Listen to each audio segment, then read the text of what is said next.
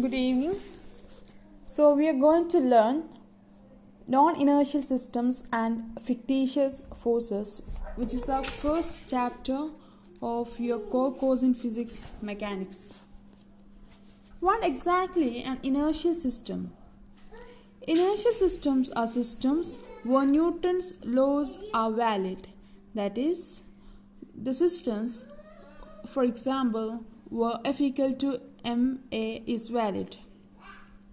Now, here we present the concept of non-inertial system. These systems are accelerated system. This concept enables us to simplify many problems that are tough. Also gives us deeper insight into Newton's laws regarding space, time, mass, etc.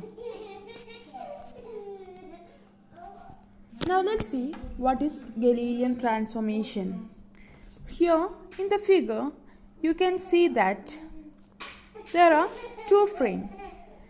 The first one is S frame and the second one is S dash frame.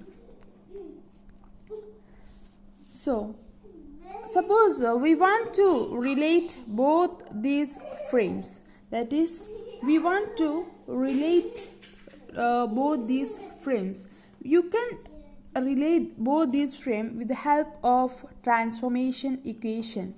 The S frame has coordinate x, y and z, whereas the S prime has the coordinate x prime, y prime, z prime.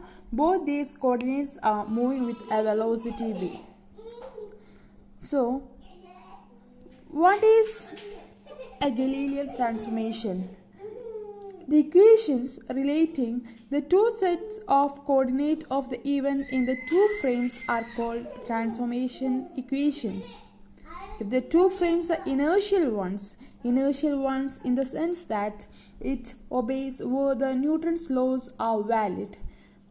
If the two frames are inertial ones, you can say that the transformation is referred to as Galilean transformation. Basically, there are three types of Galilean transformation equations, and our task in this module is basically to show those three types of Galilean transformation equations, and these are the Galilean coordinate transformation, Galilean velocity transformation, and the third is Galilean acceleration transformation. So coordinates, x, y, z, as shown in the previous slide.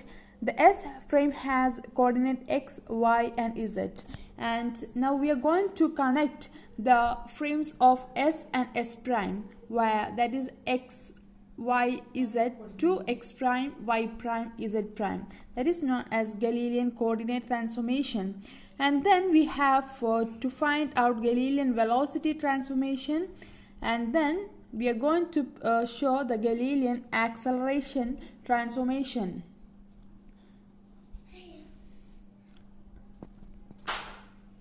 Now let's come to the Galilean coordinate transformation. Let's consider two inertial frames of reference O and O prime. Let O be at rest and O prime be moving with a uniform velocity v in the positive x direction. Let t and t prime be the time of an event measured by S and S prime. Let's consider two observers, one in S and the other in S prime. To begin with, let the two frames coincide. That is, t equals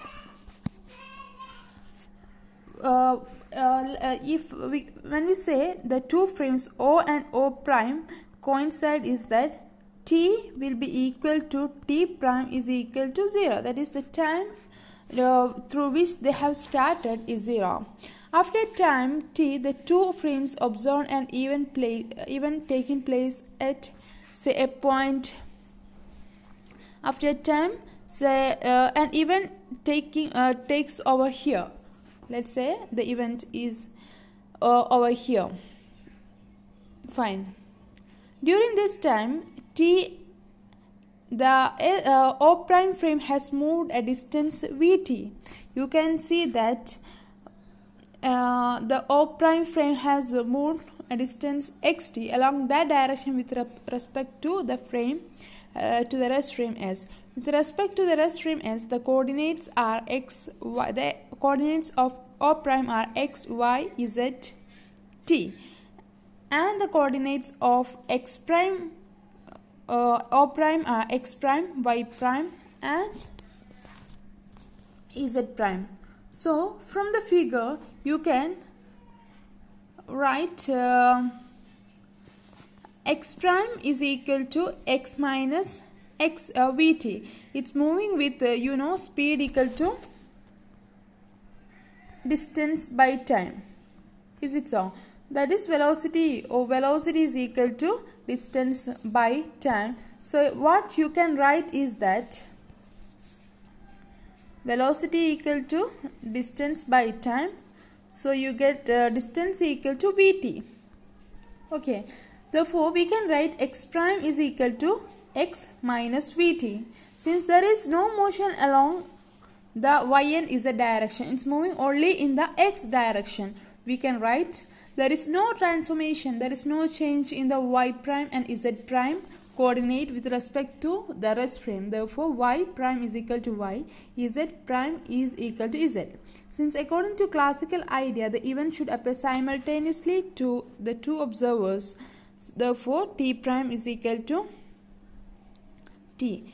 The equations 1, 2, 3 and 4 is known as the Galilean coordinate transformation equation. Next, we are going to see about Galilean velocity transformation equation. In order to find the Galilean transformation equation, what we do is that we just differentiate equation 1 over here to equation 2, equation 3 and equation 4. But you observe that dx prime by dt prime will give dx by dt minus v. dy prime by dt prime is equal to, that is you have the first equation was x prime is equal to x minus vt.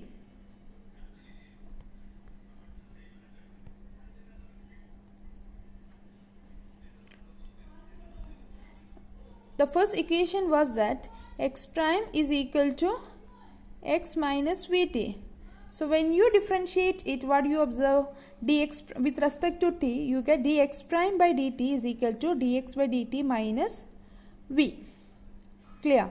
Now the second equation was y prime is equal to y. So what you observe, dy by, when you differentiate with respect to t, you get dy prime by dt prime is equal to dy by dt. Next, on the z coordinate, when you differentiate, you get the z coordinate was z prime was equal to z. So what you observe is that dz prime by dt prime is equal to dz by dt. Now you give, let dx prime by dt prime, you denote it as ux prime.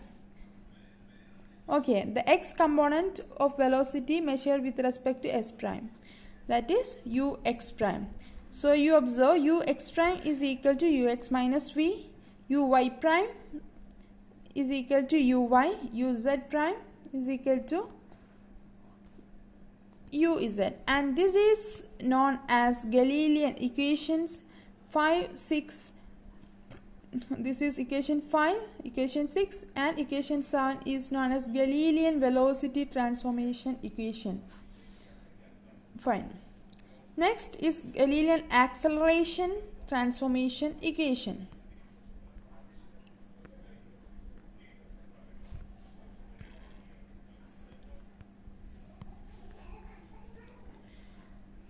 Again, we are going to differentiate equation number 5. What was equation number 5? It was ux prime was equal to ux minus v.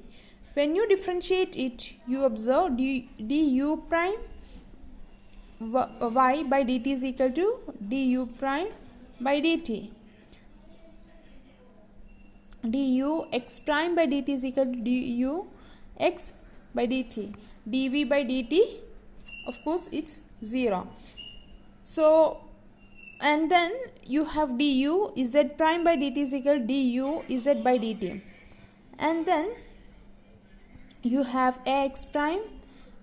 Let's say you give substitute dux prime by dt is equal to ax prime. Then you observe ax prime is equal to ax, ay prime is equal to ay, az prime is equal to az.